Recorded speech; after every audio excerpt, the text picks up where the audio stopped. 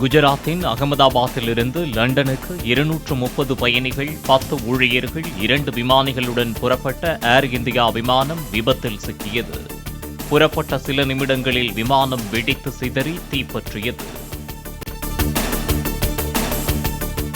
அகமதாபாத் விமான விபத்தில் 241 பேர் உயிரிழந்ததாக ஏர் இந்தியா அதிகாரப்பூர்வ அறிவிப்பு. 242 பேர் விமானத்தில் பயணித்த நிலையில் ஒருவர் மட்டுமே உயிர் தப்பியதாக எக்ஸ் தளத்தில் பதிவு.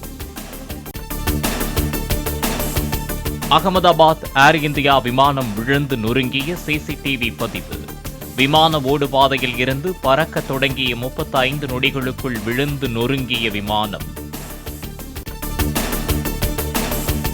விமான விபத்து நிகழ்ந்த இடத்தை பார்வையிட பிரதமர் மோடி இன்று அகமதாபாத் வருகிறார். காயமடைந்தவர்களை மருத்துவமனையில் நேரில் சந்தித்து ஆறுதல் கூறுகிறார்.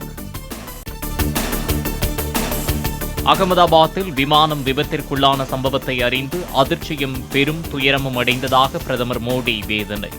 விபத்தின் காரணமாக தனது இதயம் நொறுங்கியதை வார்த்தைகளால் விவரிக்க முடியாது என்றும் வலைப்பதிவு. மரபணு சோதனைக்கு பிறகு உயிரிழந்தோர் எண்ணிக்கை அதிகாரப்பூர்வமாக அறிவிக்கப்படும். விமான விபத்து நடந்த இடத்தில் ஆய்வு நடத்திய பிறகு மத்திய அமைச்சர் அமித்ஷா தகவல்.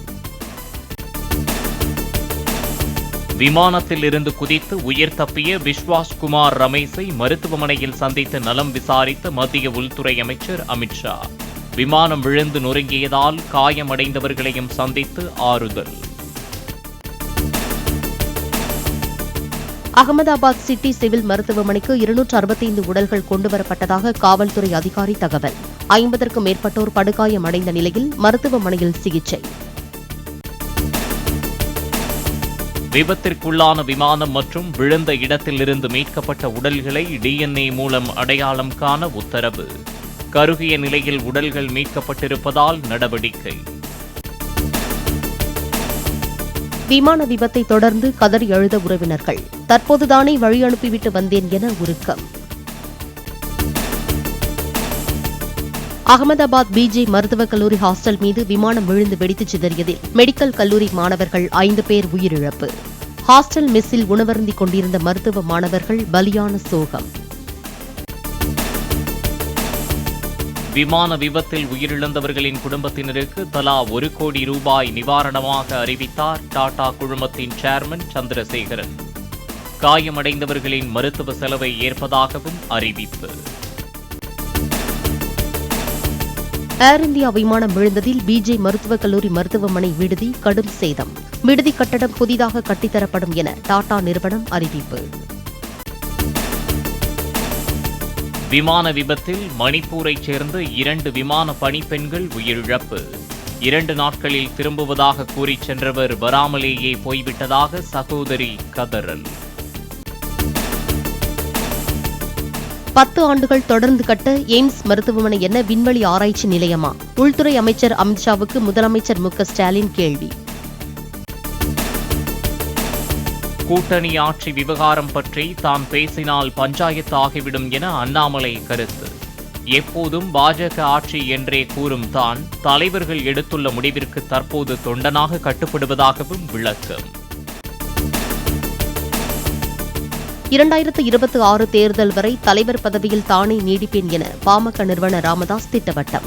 தேர்தலுக்கு பிறகு அனைத்தையும் அன்புமணி வாரிச் செல்லட்டும் என காட்டம். பாமக யாருடன் கூட்டணி அமைக்க வேண்டும் என்பதை தாமே முடிவு செய்வேன் என ராமதாஸ் திட்டவட்டம். கட்சியில் நிர்வாகிகளும் தொண்டர்களும் தன் பக்கமே இருப்பதாகவும் உறுதி. திமுக சார்பில் மாநிலங்களவை எம்பிக்களாக வழக்கறிஞர் வில்சன், கவிஞர் சல்மா, SR சிவலிங்கம் போட்டியின்றி தேர்வு. கலைஞர் நினைவிடத்தில் சான்றிதழ்களை வைத்து மரியாதை. மாநிலங்களவை எம்பியானார் கமல்ஹாசன். உதயநிதி முன்னிலையில் தேர்தல் அதிகாரியிடம் சான்றிதழை பெற்றார். அதிமுகவைச் சேர்ந்த இன்பதுரை மற்றும் தனபால் மாநிலங்களவை எம்பிக்களாக போட்டியின்றி தேர்வு. ஜெயலலிதா நினைவிடத்தில் சான்றிதழ்களை வைத்து ஆசி பெற்றனர். ஆசிய நாடுகளில் புதிய உருமாறிய கொரோனா பரவல் அதிகரித்துள்ளதாக உலக சுகாதார மையம் தகவல்.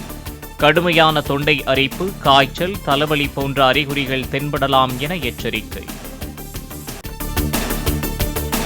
அமெரிக்காவில் விமானம் தரையிறங்கிய போது ஓடுதளத்தில் இருந்து புல்வெளியில் புகுந்த விமானத்தில் இருந்த பயணிகள் பாதுகாப்பாக வெளியேற்றம். கோயம்புத்தூர், நீலகிரி, தென்காசி மாவட்டங்களுக்கு இன்று மிக கனமழைக்கான ஆரஞ்ச் அலர்ட். திருநெல்வேலி, தேனி, கன்னியாகுமரி மாவட்டங்களில் ஓரிரு இடங்களில் கனமழை பெய்யக்கூடும் என்றும் கணிப்பு.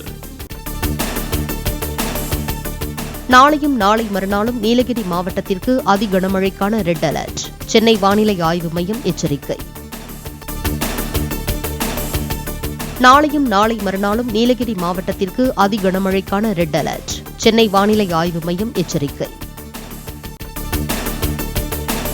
சென்னை மற்றும் புறநகரின் ஒரு சில பகுதிகளில் இன்று இடி மின்னலுடன் கூடிய மிதமான மழை பெய்ய வாய்ப்பு. தமிழ்நாட்டின் ஒரு சில இடங்களில் வரும் 18ஆம் தேதி வரை மழை தொடரக்கூடும் என்றும் வானிலை மையம் தகவல்.